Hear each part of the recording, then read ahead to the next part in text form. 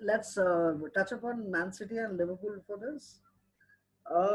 Man City maybe. Liverpool, I'm not really sure. I think there is scope for them to strengthen. I mean, they got Minamino last season. Naby Keita is probably was very raw last season.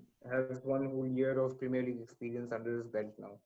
So while they have a very good squad, a Premier League proven squad, but you need something. I think they're missing a little bit of really extra edge to really push them as well. There's a little bit of complacency seemingly coming in that team. I wouldn't want to say this far too often because they have been so good for the last 2 years. They might just make me eat my words after the season starts and, go all the guns blazing again.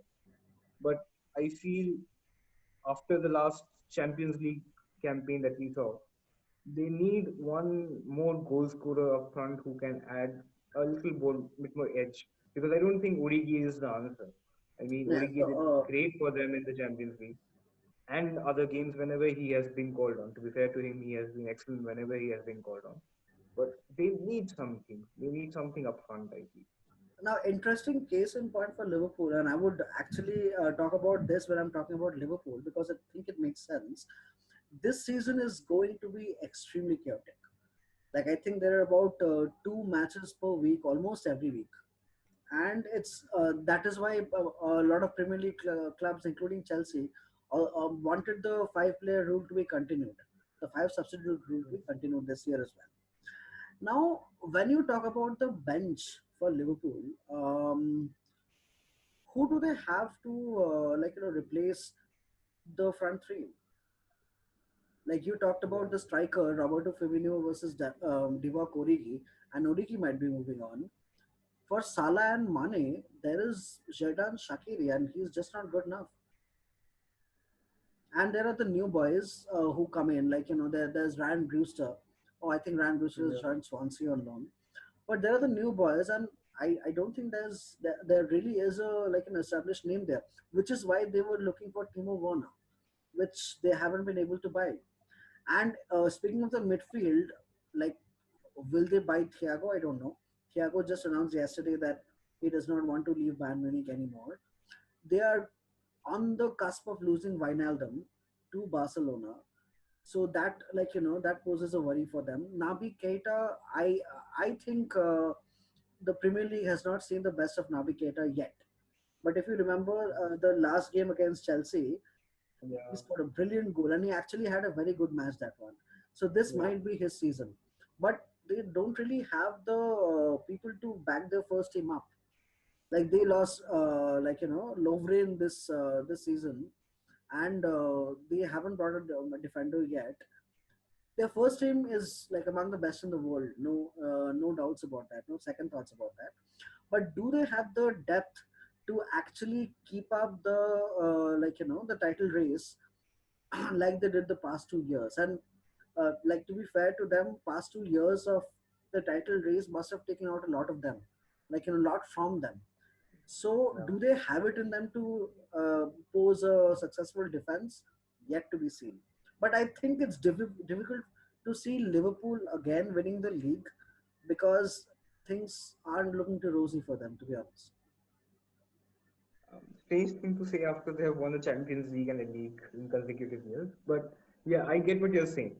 I mean, even I think they need something. I think they are well covered at the centre back. I know Lovren has moved on, but they still have Matip, who is a very competent centre back, I feel, Joe along with Joe Gomez. Gomez, who complements Virgil van Dijk very well.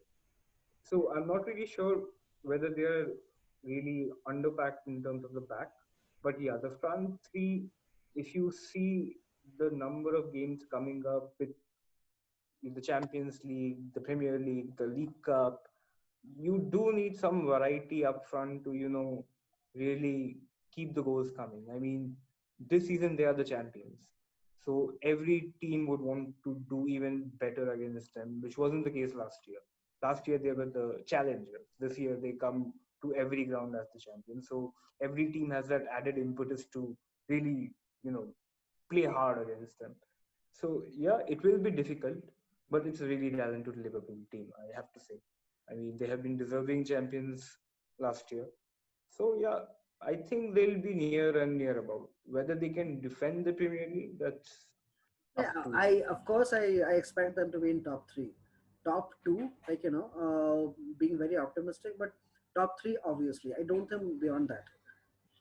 okay. Wait, Okay, Man City. yep, Messi is not coming.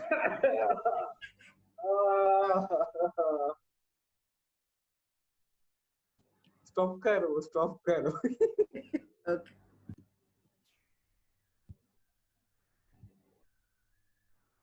Okay, coming to Man City.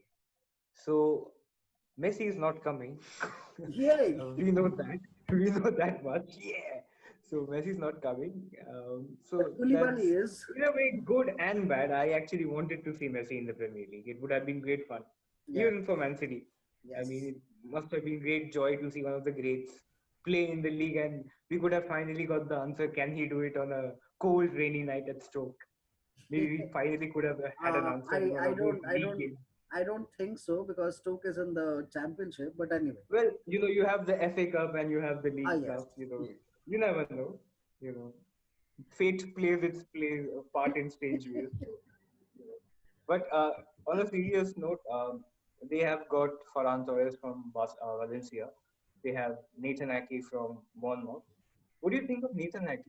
I think Chelsea would have had the first refusal to Nathan Ake.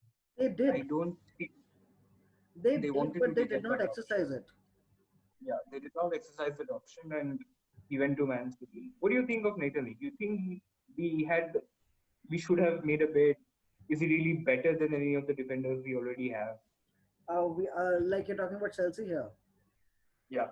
Better than any of the defenders we have, I don't think so. Because look, okay, if we're talking about Chelsea, I don't think we have bad So we are defenders. not talking about Chelsea in general. I'm saying when you look at Nathan Ake and you look at the Man City backline, I mean, John Stones hasn't really convinced after his move. I don't really think he was the one of the most talented English players that went for that much money to Man City. I think it was more hype.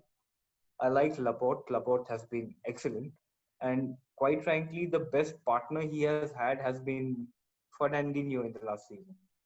I mean, Otamendi has been in and out of the team. You really can't really, you know, put a lot of trust on Otamendi. So Fernandinho has had Or to in take Man that City's position. case, money and Otamendi. Anyway, Anyway, so Ake Nathan Ake probably takes up Fernandinho's place and lets Fernandinho play a little bit more upfront as a defensive midfielder, which is his original position. But is he really a really top class centre back as no, but such? I have a very like pertinent question here. I think one of the reasons why Guardiola went all out after Ake was because he was left-footed, right? Yeah, he is. Yeah, Left-footed ball-playing defender. That was one of the yeah, prime reasons why Guardiola got him. But so is Laporte. yeah. So do you see them actually playing together?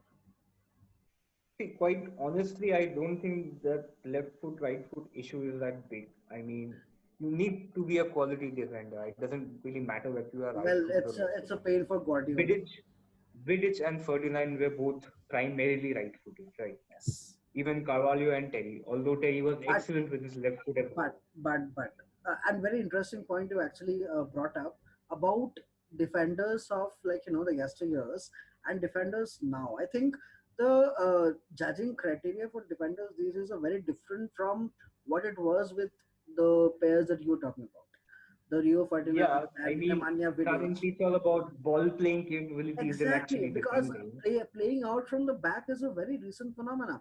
That's why if you actually look at world football right now, you won't really find it overflowing with names of defenders who can get into a team and make them better. That Yeah, is why yeah. Chelsea fans are so so excited about Thiago Silva because he's one of those few names who does that. Yeah. So this entire trend about hey, the defender should also be able to pass and play the ball and hold the ball and stuff like that.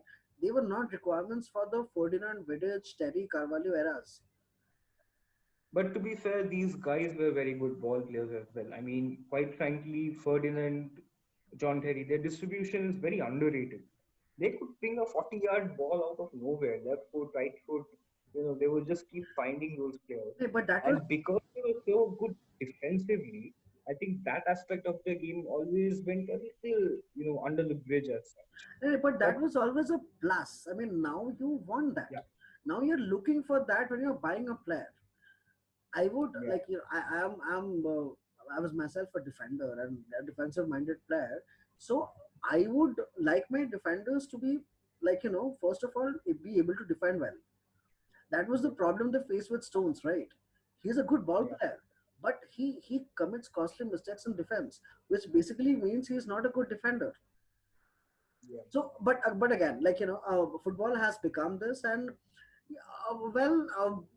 do I see Ake and Laporte forming a formidable pair? Well, time can tell. I don't see Ake is better than the options they have in their bench. Like I really like Eric Garcia. I saw him a few times last season, or even we were talking about Chelsea not exercising the option to buy Ake. I don't know if I can actually say that Ake is better than Christensen or a Tomori or Rudiger or the other Zuma. players that we have like that. So will he click in the system that Guardiola sees Man City playing next season? Only time can tell. It's Okay. not a huge or a great signing, but well, Guardiola thought it was important for his team.